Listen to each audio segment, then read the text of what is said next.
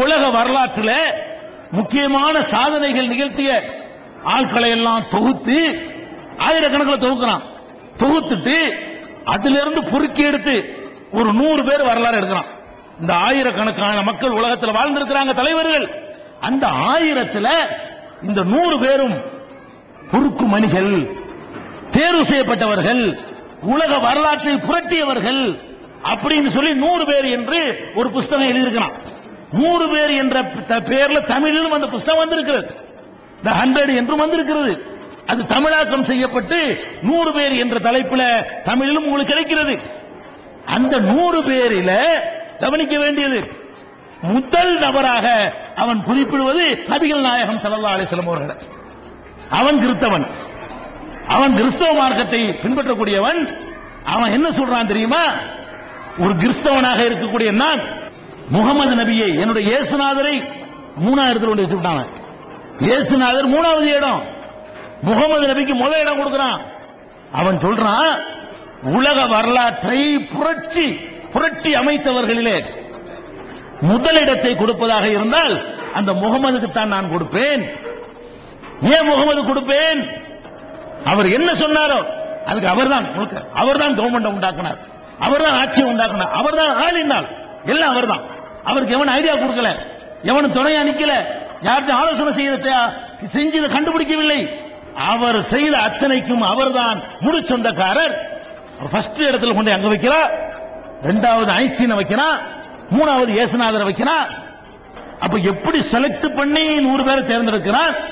அந்த 100 பேரில் முதல் இடத்துல இவரை கொண்டு வைப்பதற்கு காரணம் என்ன? சொன்னதை செஞ்சார், செய்ததை சொன்னார். அவர் ஒரு ஆள் தான் சொன்ன எல்லாத்தையும் செஞ்சார், செய்ததை தான் சொன்னார். முகமது நபியை கொண்டு ஃபர்ஸ்ட் இடத்துல கொண்டு வைக்கிறான். அந்த புஸ்தகத்தை படித்து பார்த்தால் எவ்வளவு பெரிய அற்புதமான தலைவரை நம்ம ஏற்றிருக்கிறோம் அப்படி பிரமிக்கலாம். அந்த தலைவருடைய உம்மத்து என்ப ஒரு காரணத்துக்காக வேண்டி பெருமை அடிப்பதாக இருந்தால் ஒன்றுக்கு பெருமை அடிக்கலாம். நாம் பெருமை அடிப்பதாக இருந்தால் அப்படி ஒரு தலைவரை அல்லாஹ் நமக்கு தந்திருக்கிறான், அவருடைய சமுதாயமாக நம்மளை ஆக்கியிருக்கிறான். அப்படியான ஒரு தலைவர். அது மாத்திரம் இல்ல, காசு சம்பாதிக்கல, இதை சொல்லி அந்தஸ்து சம்பாதிச்சுக்கிட்டாரா? புகழ என்ன புகழு? பல்லக்குள்ள தூக்கிட்டு போறது, இல்ல கைக்கு நிக்கிறது, காலில் விழுவது, இதானே. சில பேர் காசுக்கு விரும்பாட்டா கூட எதை விரும்புவான்? அற்பமான ஒரு சின்ன சின்ன கட்சி இயக்கத்துக்கு தலைவன்கிறான். ஒரு ஊர்ல வந்து இறங்கிட்டான்னு சொன்னா அவனுக்கு முந்தி 4 10 20 கார் விட வேண்டி இருக்குது, பின்னாடி 20 காரு, 10 புல்லட்டு, இங்கிட்டு 10 புல்லட்டு. ஒரு சாதாரண அற்பத்திலும் அற்பமான நம்ம சமுதாய இயக்கங்கள் இருக்கிறான். மற்றவர்கள் எடுத்துங்க, நம்ம சமுதாய இயக்கத்திற்குன்னு வந்து இருக்கிற தலைவர்கள் கூட இது என்னவோ பெரிய கிரேடு என்று நினைத்துக் கொண்டு அங்கிருந்து வரும். அங்க வரும்போது 25 காரு, 25 வேணும், முன்னாடி 50 புல்லட்டு, பின்னாடி 50 புல்லட். என்ன தலைவர் வர்றாரு? நபிகள் நாயகம் ஸல்லல்லாஹு அலைஹி வஸல்லம் அவர்கள் உடையிலே, நடையிலே, பாவனையிலே தன்னை தனித்து அடையாளம் காட்டிக் கொள்கிற விதத்தில் ஒரு நாளும் நடந்தது இல்லை. எப்படி நடப்பாங்க தெரியுமா? சஹாபாக்களோட உட்கார்ந்திருப்பாங்க, தோழர்களோடு உட்கார்ந்திருப்பாங்க பள்ளிவாசல்ல. பள்ளிவாசல்ல என்ன? கூரை குடிசைதான் பள்ளிவாசல். அதுல உட்கார்ந்து இருப்பாங்க. உட்கார்ந்து இருக்கும் பொழுது வெளியூர்ல இருந்து ஒருத்தர் வருவார். அவர் இவரை பார்த்திருக்க மாட்டார், நபிகள் நாயகத்தை முன்ன பின்ன பார்த்திருக்க மாட்டார், கேள்விப்பட்டிருப்பார். கேள்விப்பட்டு இந்த கொள்கை பிடிச்சி இஸ்லாத்தை தழுவி இருப்பார். அவரை பார்த்துட்டு வருவோமே என்று நபிகள் நாயகத்தை பார்க்க வருவார். வந்தா யாருன்னு தெரியாது, சபையில் உட்கார்ந்து இருக்கிற ஆளை பார்த்துட்டு தெரியாது. ஐயுக்கும் முகமதுங்கிறாங்க, யாரு? 3 பேர் உட்கார்ந்து இருக்கிறீங்களே, முகமதுனா யாரு கேட்பாரு. நபிகள் நாயகம் வந்து ஒரு செவத்துல சாஞ்சிட்டு உட்கார்ந்துருப்பாங்க. இந்த வெள்ள வெள்ளைன்னு இருக்காரு பாருப்பா, செவத்துல சாஞ்சிக்கிட்டு அவர் தான். என்ன அர்த்தம்? ஜனாதிபதிக்கு கிரீடம் இல்ல, தனி டிரெஸ் இல்ல. தனி டிரெஸ் கண்டுபிடிச்சிடலாம்ல. ஒரு பள்ளிவாசலுக்கு போறோம், அஜர்த்து யாருன்னு தெரியுமா தெரியாதா? வெளியூர்காரன் ஒருத்தன் வந்தா கூட இவர் தான் அஜர்த்துன்னு கரெக்டா சொல்லி போடலாம். ஏன்? அஜர்த்து வந்து நம்மள இருந்து டிஃபரெண்டா ட்ரெஸ் போட்டிருப்பார். என்ன பார்த்தோம் அஜர்த்துன்னு தெரியணுமா? நம்ம எல்லாம் போட்ட மாதிரி இருந்தா அஜர்த்துன்னு கண்டுபிடிக்க முடியாதான். ஒரு அஜர்த்து என்பது ஒரு சின்ன ஒரு மேட்ரு. இந்த மேட்ரு கூட அவர் விட்டு தர மாட்டேங்கிறார். என்ன நினைக்கிறாரு? உன்னை மாதிரி என்ன நான் பார்த்தாலும் தனியா தெரியணும்ல அப்படின்னு சொல்லி நம்ம எல்லாம் போடுற ட்ரெஸ்ஸுக்கு மாத்தமா ஊர் உலகத்துல போடுற மாதிரி போட்டுட்டு போயிடணும். அதுக்கு மாத்தமா என்ன பண்றது? நீங்க எல்லாம் சட்டை போட்டா ஒரு ஜிப்பா போடுவாரு, நீங்க எல்லாரும் ஜிப்பாவுக்கு மாறினீங்கன்னு வைங்களேன், அவர் இன்னொரு முளத்தை இறக்கிடுவார், கீழே மொத்தமா போட்டுருவார். அதாவது டிஃபரெண்டா ஆகிட்டே இருப்பார். அப்ப அது மாதிரி எல்லாம் வருது. இவரை பார்த்து தெரிய மாட்டேங்குது, யாருப்பா முகமது, அவர் தான். அப்ப என்ன விளங்குது? கணக்குண்டு கிரீடம் இல்ல, சிம்மாசனம் இல்ல, செங்கோல் இல்ல, தனியான டிரெஸ் இல்ல.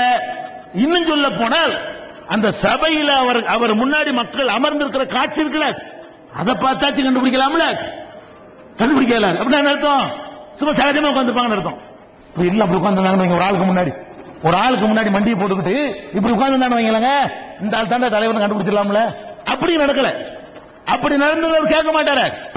அப்படி நடந்து இருந்தா வந்தவருக்கு தெரிஞ்சு போயிருந்தாலும் தலைவர் பாருங்க, இவர் முன்னாடி தான் எல்லாம் மண்டிட்டு உட்கார்ந்து இருக்காங்க, இவர் ஒரு வித்தியாசமா உட்கார்ந்து தெரியுமா இல்லையா? நாங்க இந்த ஸ்டேஜில் உட்கார்றோம்னு சொன்னா எதுக்கு? இது வந்துட்டோம்னு தெரியறதுக்காக வேண்டி, வரலன்னு ஓடி போயிடக்கூடாதுங்கிறதுக்காக வேண்டி, வேற ஒண்ணும் கிடையாது. மற்ற நேரத்தில் சும்மா தான் உட்கார்ந்துருப்போம். பேசுறதுக்கு உயரமா நிக்கிற ரசூலுல்லாஹ் பேசும்போது மெம்பர்ல நிப்பாங்க, நீ மட்டும் நிக்கலாமான்னு கேட்டக்கூடாது. இந்த மாதிரி ஸ்டேஜ்கள்ல நாங்கள் இருப்போமே தவிர சபையில உட்காரும் போது நாங்க உட்கார மாட்டோம். நாங்க ரசூலுல்லாஹ் பின்பற்றாங்க, அதுலயும் பின்பற்றுவோம். எல்லாரும் மாதிரி தான் உட்காருவோமே தவிர தனியா சாப்பாடு வாங்கி சாப்பிட மாட்டோம், ஸ்பெஷல் விருந்து நாங்க கேட்க மாட்டோம். நீங்க உட்கார்றது நாங்களும் உட்கார்ந்துக்குருவோம், நீங்க சாப்பிடறத நாங்களும் சாப்பிடுவோம். இன்ஷா அல்லாஹ் நாங்க தௌஹீத் ஜமாஅத் அத்தனை ஆலிம்களும் அத்தனை தாயிகளும் நாங்கள் இதை கடைபிடிக்கிறோம். நபிகள் நாயகம் ஸல்லல்லாஹு அலைஹி வஸல்லம் அவர்கள் அதுல எங்களுக்கு முன்மாதிரியா இருக்கிறாங்க. இவ்வளவு பெரிய சக்கரவர்த்தி ஏன் இப்படி நடக்கிறாரு? நபிகள் நாயகம் ஸல்லல்லாஹு அலைஹி வஸல்லம் அவர்கள் வீதியிலே நடந்து சென்றார்களேயானால் தனக்கு முன்னே 2 பேர் பின்னே 2 பேர் வருவதை அவர்கள் கண்டிப்பார்கள். எதுக்கு முன்னே பராக்கு சொல்ல போறியா? ஒரு ராஜா வர்றான்னு சொன்ன அந்த காலத்தில் ராஜா யாரு? பெரிய சாம்ராஜ்யத்துறை சக்கரவர்த்தி நான் சொல்லல, தாராபுரம் ராஜா தான். ஒரு ஊருக்கு ராஜா இருந்தாங்க இல்ல, அந்த மாதிரி இந்த ஊருக்கு ராஜா இருப்பாங்கல்ல, அந்த ராஜாக்கள் வந்தாங்க என்று சொன்னா நம்ம எல்லாம் அந்த காலத்துல மருத நாட்டில வர சினிமா பாக்குற காலத்துல காட்டுவாங்க. என்ன காட்டுவாங்க? அவன் வருவாரு, வர்றதுக்கு முன்னாடி ராஜாதி ராஜா, ராஜ மார்த்தாண்ட, ராஜ கம்பீர அப்படின்னு சொல்லி என்னமோ சில அவன் பேர் வரும், கிட்டத்தட்ட ஒரு 7 மீட்டருக்கு வரும். அவ்வளவு சொல்லி முடிச்சு ஒருவர் வர்றாராம், பராக் பராக்குமாங்க. அந்த ராஜாதி ராஜன் ஆரம்பிச்சு அது நமக்கு மனப்பாடம் பண்ண கூட முடியாத அளவுக்கு பெரிய வாசம் பாத்துக்கிறேன். அது திருப்பி என்னால் ரிப்பீட் பண்ண முடியலன்னா பாத்துக்கிறீங்களேன், அவ்வளவு பெரிய வாசமா இருக்கு. அப்ப ராஜாதி ராஜ, ராஜ கம்பீர, ராஜ மார்த்தாண்டன் என்னமோ சொல்லி அதுக்கப்புறம் அவங்க தாத்தா பேரை சொல்லி அப்பன் பேரை சொல்லி அவனுடைய பட்டத்தில் சொல்லி அப்புறம் இவன் பேரையும் சொல்லி கடைசியா முடிச்சு பராக் பராக் பராக்னோட எல்லாம் எந்திரிச்சு நிப்பாங்க. அப்படி வழி விட்டுவாங்க. மலர் தூவி இருக்கும், மலர்ல என்ன அடைஞ்சு வருவார். அப்படி காட்சியை பாக்குறீங்களா இல்லையா? பாக்குறீங்கல்ல. இவர் அப்படி நடந்தாரா? முன்னாடி 2 பேர் வராது, பின்னாடி 2 பேர் வராது. நீ போற மாதிரி நானும் போவேன், உன் தேவைக்கு நீ போற மாதிரி என் தேவைக்கு நான் போவேன். எதுக்கு முன்னாடி பின்னாடி வர்றீங்கன்னு சொல்லி கண்டிக்கிற காட்சியை பார்க்கிறோம். இந்த மனிதர் என்ன பண்றாரு?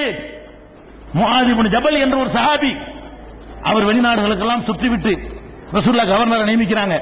பல பகுதிகளுக்கும் போறாரு. போய் பார்த்தா அங்க ஒரு காட்சியை பார்க்கிறார். என்ன காட்சி? தலைவர்கள் காலில் மக்கள் எல்லாம் விழுந்து கும்பிடுறாங்க. அதை பார்க்கிறார். அப்ப மனசுல வர நினைக்கிறார், எவன் காலில எல்லாம் விழுவுறாங்களே, நம்ம நபிகள் நாயகம் எவ்வளவு பெரிய ஆளு, அவங்க காலில் நம்ம விழுவோம். ஊருக்கு போனோம் முதல் வேலை என்ன? முகமது நபியுடைய காலில் நம்ம விழ வேண்டும் என்று அவர் முடிவெடுத்துக் கொண்டு அங்க வர்றார். ரசூல் ஸல்லல்லாஹு அலைஹி வஸல்லம் பார்க்கிறார். அல்லாஹ்வுடைய தூதரே, நான் பல ஊர்களுக்கு போனேன். ராய்துஹும் யஸ்ஜூன லி மர்ஜுமானின் லஹும், தங்களுடைய தலைவர்களுக்கு அந்த மக்கள் எல்லாம் சஜ்தா செய்கிற காட்சியை, காலில் விழுகிற காட்சியை நான் பார்க்கிறேன். அந்த அஹ்வன் துஸ்ஜதலக, ஒரு ஆளுக்கு சஜ்தா செய்யலாம் என்றால், காலில் விழலாம் என்றால் அதற்கான முழு தகுதியும் உள்ள ஒரே ஆள் நீங்க தான். உங்க காலில் இப்ப விழ போறேன் அப்படிங்கிறார். நபிகள் நாயகம் ஸல்லல்லாஹு அலைஹி வஸல்லம் ஒரு மனுஷன் காலில் விழலாண்டா என்ன செஞ்சிருக்கலாம்? விழுறான் இருக்கலாம். என்ன சொன்னாங்க? லவ் குன்து ஆமுர் அஹதன் அன் யஸ்ஜுத லி அஹதின் லஅமர்துல் மர்அத அன் தஸ்ஜுத லி ஜௌஜிஹா, ஒருத்தன் இன்னொருத்தன் காலில் விழுவதை நான் அனுமதிப்பதாக இருந்தால் கணவன் காலில் மனைவி விழ சொல்லியிருப்பேன். அதையே தடுத்திருக்கிறேன். ஏன் அப்படி அதை சொன்னாங்க கேட்டா, அந்த காலத்தில் கணவன் காலில் மனைவி விழ வேண்டும் என்று எல்லாரும் ஒப்புக்கொண்டிருந்தார்கள். அதை இவங்க தான் தடுக்கிறாங்க. முதல்ல நபிகள் நாயகம் ஸல்லல்லாஹு அலைஹி வஸல்லம் முன்னாடி வரைக்கும் கணவன் தெய்வம், கணவனை கடவுள் என்று ஆக்குவது அந்த காலத்தில் இருந்துச்சு. அப்ப நபிகள் நாயகம் ஸல்லல்லாஹு அலைஹி வஸல்லம் என்ன சொல்றாங்கன்னு கேட்டா, கணவன் காலில் மனைவி விழ வேண்டும் என்பது எல்லோரும் சொல்லிக் கொண்டிருக்கும் பொழுது அதை தடுத்தவன் நான் சொல்றாங்க. அதை கூடாது என்று சொன்னவன் நான். இந்த மார்க்கத்தில் வந்துட்டு என் காலில் விடுவியா? புருஷங்காலில் பொண்டாட்டி விடுவலாம் அம்பிட்டு பேர் சொல்றான். அதையும் செய்யாதே என்று சொன்ன என் காலிலே விழப்புரியா என்று சொல்லி நபிகள் நாயகம் ஸல்லல்லாஹு அலைஹி வஸல்லம்